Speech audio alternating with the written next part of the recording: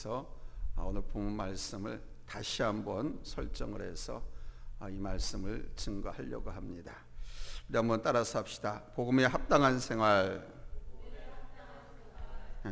Live a life worthy of the gospel. 복음에 합당한 생활을 하라. 한 국가의 국민은 그 나라에 소속된 사람으로서 국민으로서 지켜야 할 의무가 있지요. 우리나라에는 국민의 4대 의무라고 해서 아주 오래전부터 납세의 의무, 근로의 의무, 국방의 의무, 교육의 의무가 있습니다. 이 의무가 잘 지켜질 때 나라는 건강하고 바로 서게 됩니다. 우리나라가 일제강점기와 6.25 동란을 거쳤음에도 불구하고 100년도 채 안 되는 아주 짧은 시간 속에 이렇게 세계 속에 강대한 나라로 우뚝 설 수 있었던 그 밑바탕에는 바로 우리 국민들이 지켜야 할 의무를 잘 지켰기 때문입니다. 누구는 자기 때문이라고 말하는지 모르겠지만 사실 우리 국민들의 저력입니다. 저는 자금의 우리나라 인구 감소의 위기 속에 여기에다가 자녀 출산의 의무를 하나 더 추가했으면 합니다. 이대로 가다간 머지않아 국가 소멸이라고 한 위기에 우리나라가 봉착하게 될 것입니다. 그런데 우리는 또 다른 나라, 즉 하나님 나라에 속한 천국 시민권을 가진 사람들입니다. 천국 시민권, 하늘나라에 속한 사람으로서 당연히 우리가 지켜야 할 또 다른 의무가 있겠지요. 오늘 말씀은 바로 이것에 대해서 말씀해 주고 있습니다. 27절 상반절에 보면 오직 너희는 그리스도 복음에 합당하게 생활하라 그랬습니다. 여기 합당하게 생활하라고 하는 말은 원어에 보니까 폴리투 에스테 이렇게 나와 있습니다. 폴리투 에스테라고 하는 말은 cities 또는 police, 정치라고 하는 뜻이 있습니다. 그런데 이 말을 자세히 뜯어보면 시민 노릇을 잘하라 그런 의미입니다. 하나님 나라의 백성으로서 마땅히 지켜야 할 의무를 다 하라는 말씀입니다. 오늘 우리는 구원받은 하나님 나라의 백성, 또 우리가 장차 이르게 될 하나님 나라의 시민으로서 어떻게 생활해야 하는지에 대해서 말씀을 살펴보겠습니다. 첫째는 우리가 복음에 합당한 삶을 살려면 성도가 서로 한 마음으로 협력해야 한다는 것입니다. 오늘 본문 27절 하반절에 보면 이는 내가 너희를 가보나 떠나 있으나 너희가 일심으로 서서 한 뜻으로 복음의 신앙을 위하여 협력하는 것과 그랬습니다. 이 협력이라고 하는 것을 포괄적으로 본다면 그냥 모든 면에서 하나가 되어 협력한다라는 의미가 있습니다. 그러나 오늘 본문에서 사도 바울께서 말하고자 하는 의미는 우리도 동일하게 복음을 전하는 일에 함께 동참하고 하나가 되라는 것입니다. 복음의 신앙을 위해서 협력한다라고 하는 말은 바로 이 뜻입니다. 사실 복음 전하는 것은 사도 바울처럼 저처럼 이렇게 특별한 사람에게만 주어진 것이 아닙니다. 물론 복음 전도자로서의 은사를 가진 분들이 있습니다. 전민적인 교육을 받은 사람도 있습니다. 그런 분들은 남들과 달리 그 사람 주변에 사람들이 많이 몰리기도 하고요. 또 그 사람이 누구를 찾아가서 복음을 전하면 잘 영접도 하고 예수를 믿고 신앙도 고백하게 됩니다. 어떤 분은 여러분 잘 아시는 것처럼 1년에 수백 명, 수천 명을 전도하는 분도 있습니다. 은사의 하나로서 그 일을 하는 것이죠. 그러나 전도에 은사가 없다고 해서 복음 전하는 일을 하지 않아도 되느냐 하면 그렇지는 않습니다. 전도는 모든 그리스도에게 주어진 사명입니다. 하나님께서 우리를 바로 이 일을 위해서 지으셨습니다. 주님께서 너희는 가서 제자를 삼고 아버지와 아들과 성령의 이름으로 세례를 주라고 하신 것은 바로 모든 그리스도인들에게 주신 명령인 것입니다. 때문에 우리는 어떤 일을 하든 어디에서 무엇을 하든 전도를 해야만 하는 것입니다. 왜 전도를 해야만 하느냐? 그것은 우리가 그것을 위해서 지음 받았기 때문입니다. 지난 시간의 말씀을 다시 한번 정리하면서 이 말씀을 생각해 봤으면 좋겠습니다. 지난 시간에 우리는 목적과 소명, 비전과 사명에 대해서 말씀을 들었습니다. 하나님께서 우리를 지으신 목적이 무엇이라고요? 우리 인생의 목적이 무엇이라고 했습니까? 그것은 바로 예배의 삶을 통해서 우리 하나님을 기쁘시게 하고 하나님을 사랑하면서 구원받은 다른 사람들과 함께 하나님의 가족을 이루고 하나님 나라를 이 땅에서 만들어가며 그 가운데서 우리는 하나님 나라의 삶을 더 아름답게 살아가기 위해서 우리 하나님의 성품을 닮아가는 것이다 그랬습니다. 그리고 우리에게 주신 은사를 통해서 하나님을 잘 섬기고 마지막으로는 그리스도의 복음을 전하는 사명을 갖고 있습니다. 보십시오. 바로 이 목적 안에 복음 증거의 사명이 있지 않습니까? 그럼 소명은 무엇입니까? 소명은 여러분이 갖고 있는 직업과 관련된 것입니다. 여러분이 평생 가치와 의미를 두고 또 가장 쉽고 가장 잘할 수 있으면서도 즐겁고 행복하게 일할 수 있는 것, 그것이 소명입니다. 그 소명 안에서 하나님은 여러분들에게 비전을 주시는 겁니다. 우리에게 주신 소명과 비전은 바로 하나님께 지으신 이 창조의 세계를 보존하고 다스리고 복음 전한 사명을 통해서 하나님의 영광을 드러내고 나타내기 위한 삶의 목적을 위해서 주신 삶의 통로요 방법인 것입니다.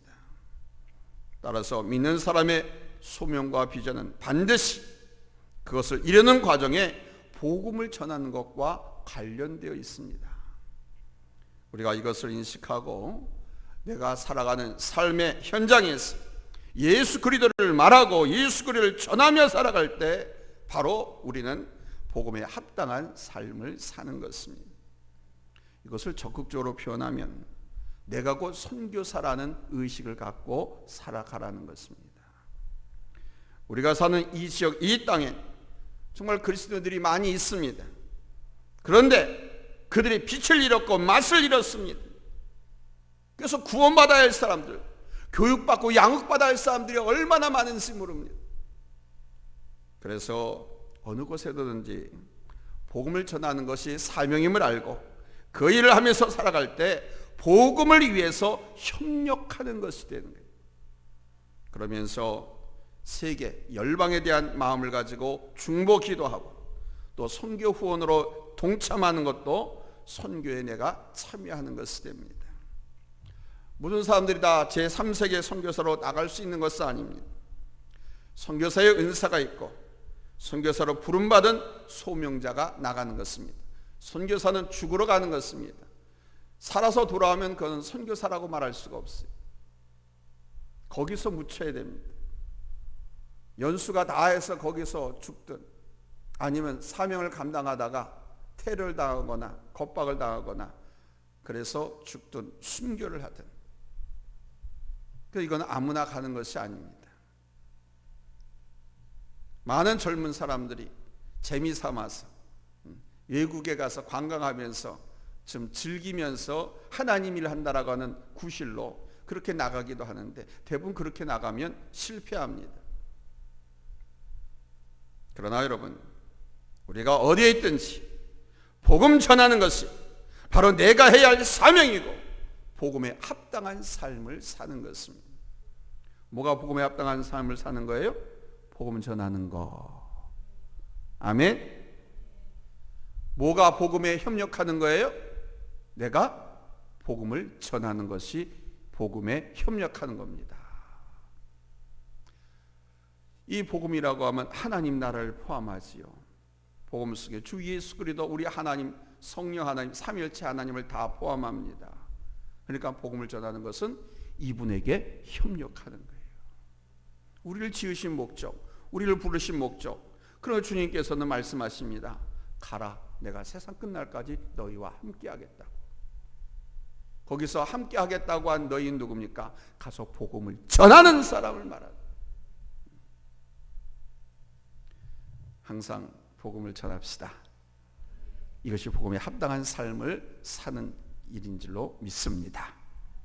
두 번째는 복음에 합당한 삶을 산다고 하는 것은 두려움 없는 삶을 사는 것을 말해요.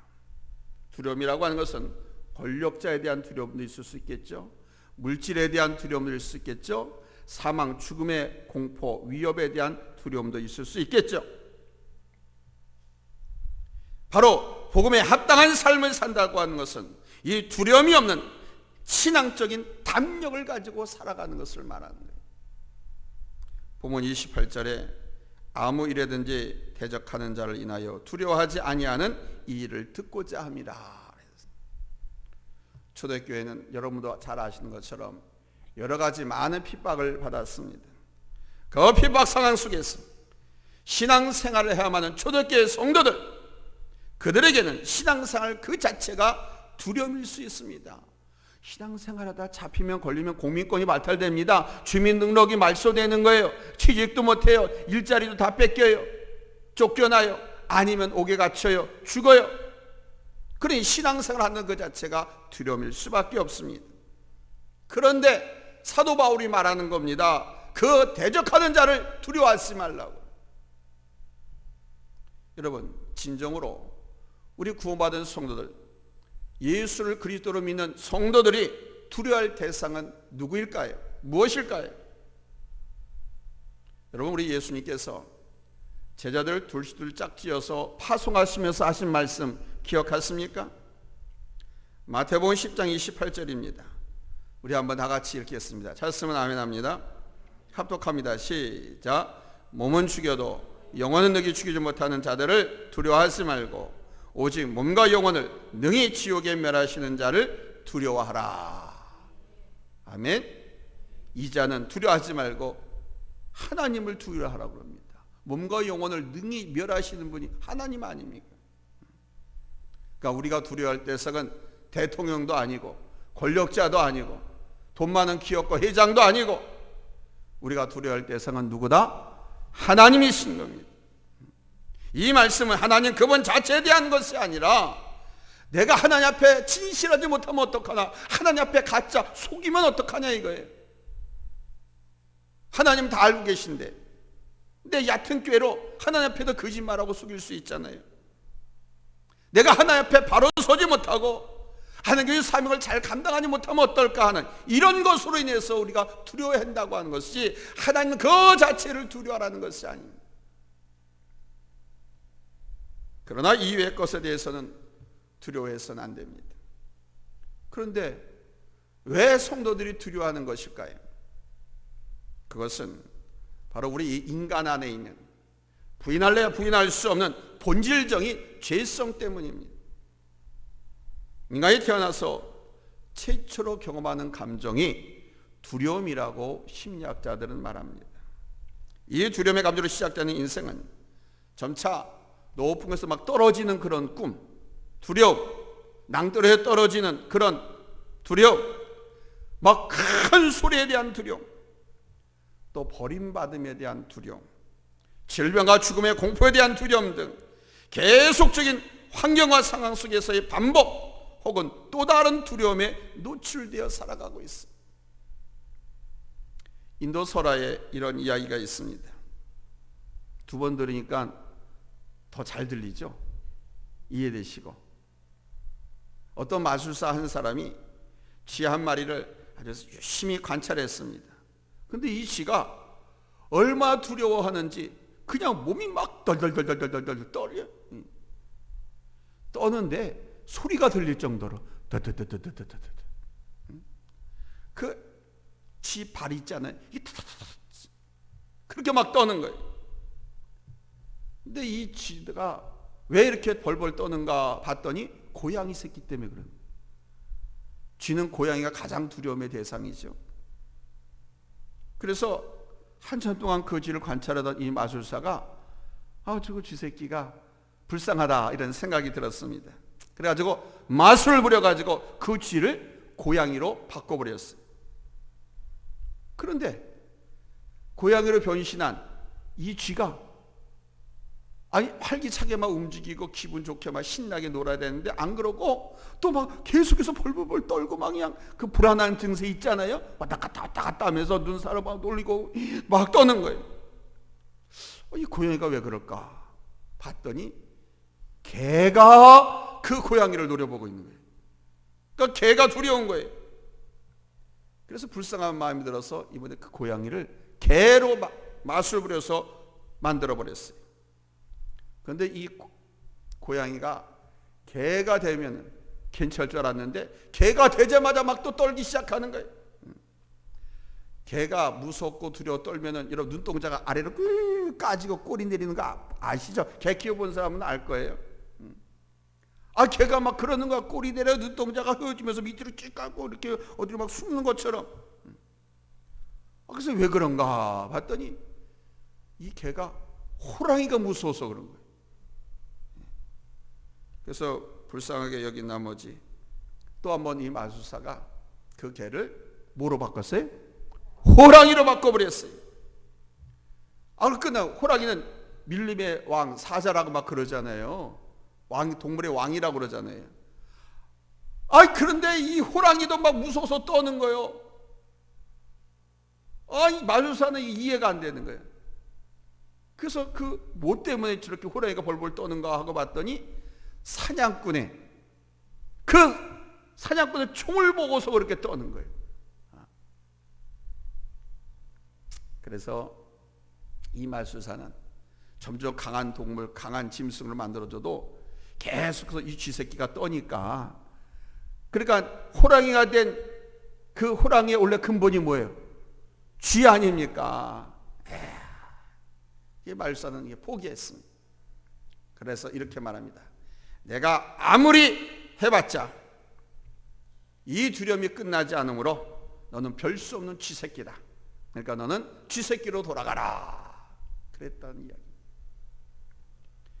이 이야기는 우리들이 이 세상을 살아갈 때 엄습해오는 끝없는 두려움에 대한 피하지 못하고 두려워 비틀거리는 인간의 모습을 비유한 것입니다. 그러나 여러분 잊지 마십시오. 하나님께서 우리에게 주신 것은 두려움이 아니라 뭡니까? 오직 능력과 사랑과 근신하는 마음이라고 그랬습니다. 디모데후서 1장 7절입니다. 우리 한번 같이 읽겠습니다. 잘 쓰면 아멘 합니다.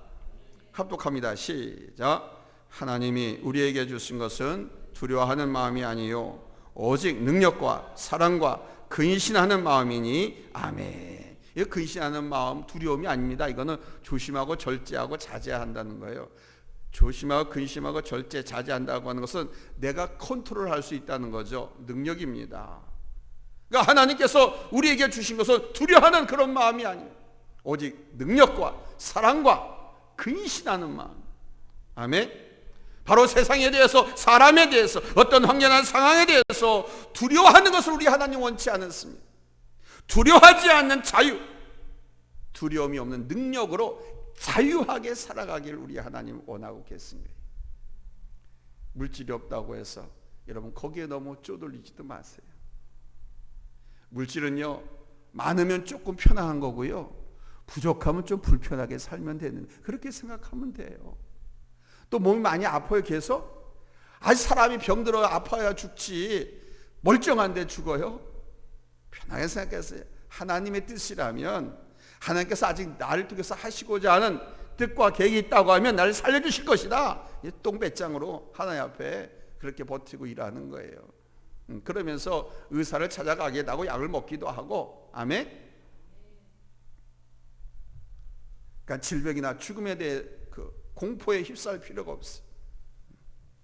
두려움이 없는 자유함으로, 두려움이 없는 담대한 능력으로 여러분 믿음 생활 하시고 인생사 승리하시기를 예수님의 이름으로 축원합니다. 할렐루야. 내게 능력 주시는 우리 하나님을 바라보셔야 돼요. 아멘. 우리 하나님은 능력의 하나님이십니다. 믿습니까? 그 하나님 믿는 자에게 능치 못함이 없다고 그랬습니다. 내게 능력 주신 자 안에서 내가 모든 것을 할 수 있느니라. 아멘. 우리 한번 같이 합시다. 내게 능력 주신 자 안에서 내가 모든 것을 할 수 있다. 바로 이 하나님을 믿을 때 내가 가난에 처할 줄도 알고 부유함에 처할 줄도 알고 배고픔에도 풍부에도 처할 줄도 알게 됩니다. 모든 상황 속에서 자족하는 능력을 갖게 되는 것입니다.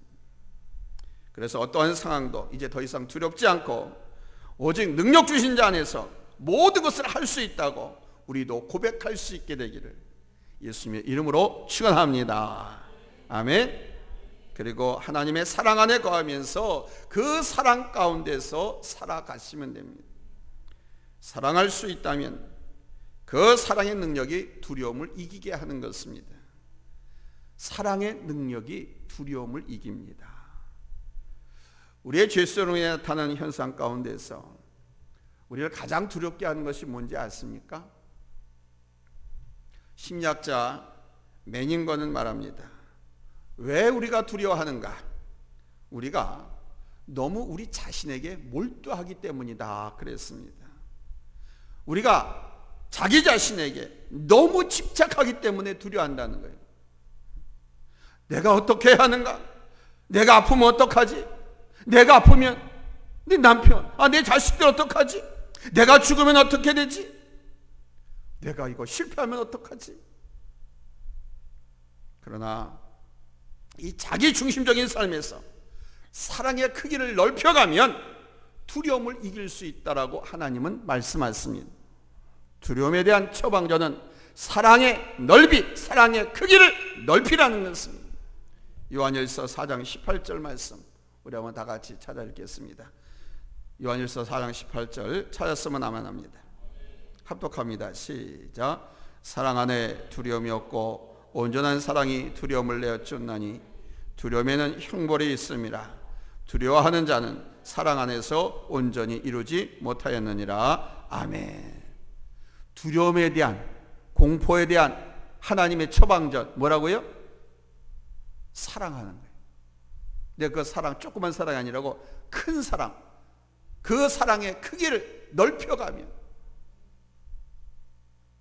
마치 캄캄하고 어두운 방에 후레쉬나 빛을 가지고 딱 들어오면 그 빛에 의해서 어두움이 사라지는 것처럼 이 두려움은 사랑의 실천, 즉 그 크기와 그 넓이를 넓혀가면 두려움은 우리에게서 쫓겨난다는 거예요. 여자는 약하지만 어머니는 강하다는 말이 있지요. 자식을 사랑하는 어머니는 자식을 위해서 어떤 것도 감당할 수 있습니다. 이것이 태고적부터 내려온 어머니의 자녀 사랑입니다. 요즘은 시대가 종말 시대를 살다 보니까 어머니가 자식을 죽이기도 하고 버리기도 하고 어머니가 오히려 자식에게 기대어 살기도. 그냥 어머니의 사랑은 끝없는 사랑, 희생하는 사랑, 조건 없는 사랑, 마치 우리 하나님의 사랑과도 같은 것이 고려적부터 내려온 이 정설입니다. 근데 시대가 사랑을 바꿔버렸어요. 그리고 성경에서 말하는 거야. 그러나 내 부모는 너를 잊을지라도, 너를 버릴지라도 나는 결코 너를 잊지 않는다. 나는 결코 너를 버리지 않는다. 하나님께서 이렇게 우리에게 말씀하고 있습니다. 사랑이 모든 두려움을 이기게 하는 것입니다. 그리스도의 그 사랑으로 여러분의 사랑의 높이와 깊이와 넓이를 더하십시오. 아멘. 이 사랑 안에 있으면 이제 우리는 하나님만 두려워해야지 다른 그 어떤 것도 두려워하지 않고 예수 그리스도 안에서 참된 자유를 누리면서 살아가게 되는 것입니다. 세 번째는 어떤 것이 복음에 합당한 삶이냐? 복음 말 그대로 은혜입니다. 아멘. 그러니까 복음적인 삶이란 하나님의 은혜 안에서 우리가 살아야 됩니다. 그러니까 모든 것이 하나님의 은혜, 은혜다라고 하는 이것을 항상 생각을 해요. 뭐 내가 이렇게 했어서 하나님께 내게서 복을 주신다 이렇게 생각하지도 마시고 그냥 하나님께서 나를 불쌍히 여기셔서 내가 무엇을 할 수도 있지요. 근데 하나님께서 복을 안 주면 그 은혜가 아니라고 생각할 거 아닙니까? 그러니까 어떤 조건 없이 그냥 하나님께서 모든 것을, 내가 수고하고 애를 쓰고 많이 고생을 했어도, 하나님을 위해서 헌신하고 희생을 했어도 하나님께서 내게 은혜로 주셨다. 건강도 그렇고 물질도 그렇고 평안도 그렇고, 아멘. 하나님께서 은혜로 주신 것이다, 이렇게 생각하고 살아가라는 거예요. 이게 복음에 합당한 삶을 사는. 본문 29절입니다.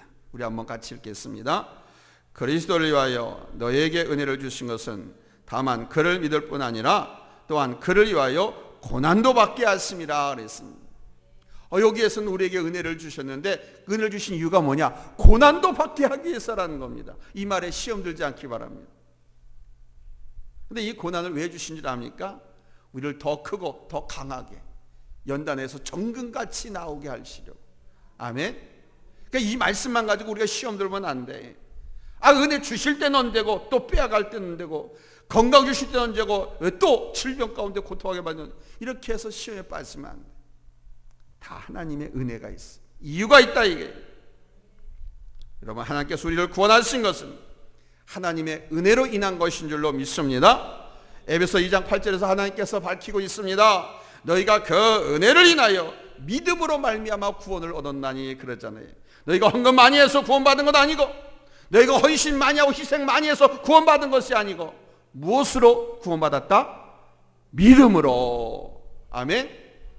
주 예수 그리스도를 믿음으로. 아멘. 그러니까 모든 걸 믿음으로 구원받았으니까 얼마나 은혜입니까? 아멘. 그러니까 믿음으로 구원받으니까 돈 한 푼도 없는 가난뱅이도 구원받을 수 있어요. 죄를 많이 짓고 정말 많이 쳐죽여 천인공노할 그런 나쁜 놈이라 할지라도 구원받을 수가 있어요. 하나님께서 그에게 은혜를 주시면 그가 회개하고 예수를 영접할 거 아닙니까? 예수를 믿을 것 아닙니까? 그러니까 믿기만 하니까, 회개하고 믿었으니까 하나님께서 그를 구원해 주신다. 이게 은혜 아닙니까? 아멘. 내가 하나님을 알고 내가 하나님을 찾아와서 믿었는가 하면 그것이 아니라는 것은, 하나님께서 나를 찾아오셨고 하나님께서 내게 믿음을 선물로 주셨기 때문에 내가 믿은 것이라는 거예요. 그래서 계속 말씀하십니다. 에베소 2장 8절 하반절에 보니까 이것이 너희에게서 난 것이 아니요 하나님의 선물이라. 할렐루야.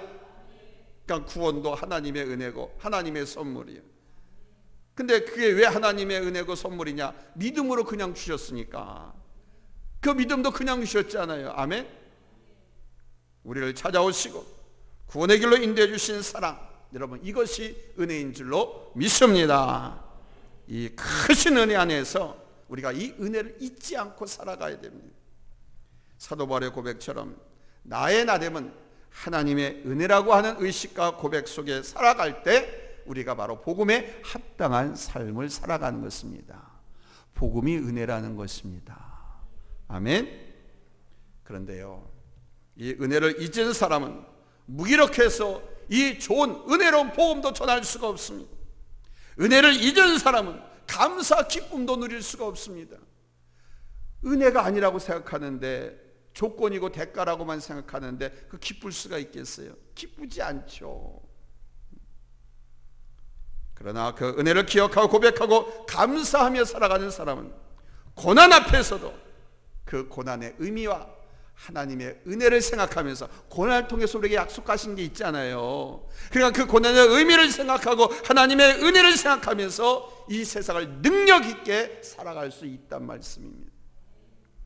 사랑하는 성도 여러분, 여러분은 그리스도인으로서 복음에 합당한 삶을 살고 있습니까? 내가 예수 그리스도께 속한 사람이라면, 여러분, 예수 그리스도, 우리 하나님께 걸맞는 삶을 살아야 됩니다. 어떤 것이 하나님께 걸맞는 삶입니까? 그분께서 오늘 말씀하고 있잖아요. 아멘. 그 첫 번째는 복음을 위해서 협력하는 것입니다. 복음을 위해서 협력하는 것이 뭡니까? 복음 전파하는 것입니다. 둘째는 두려움 없는 담대한 삶을 사는 것입니다. 가난하고도 병들었다고 권력자 앞에 핍박받는다고 두려워할 것이 아닙니다. 우리의 주님은, 주님이 하나님이 있습니다. 그 하나님이 창조주이십니다. 절대 불변의 진리를 실행하시는 하나님이 있습니다. 전능하신 하나님이 있습니다. 그 하나님의 자녀가 우리들인데 뭘 그걸 두려워합니까? 두려워할 것이 없습니다. 그래서 그리스도인들은 독재라든가 불의한 부패한 정권에 대해서 맞서 일어나고 항거하는 겁니다. 공산사회주의가 되지 않도록 몸을 던져가면서 자유민주주의를 지키고 하고 또한 만들려고 헌신하는 것. 세 번째는 주님의 은혜 안에서 살아가는 것입니다. 오늘 복음에 합당한 삶이 무엇인가를 다시 한번 기억하시고 내 삶의 본분, 우리의 삶의 모습, 그리스도인의 능력을 새롭게 하시기 바랍니다. 이것이 우리가 살아갈 삶의 모습을 기억하면서 신앙의 승리를 이루고 많은 결실을 맺는 여러분의 삶이 되시기를 예수님의 이름으로 축원합니다. 할렐루야. 기도합니다.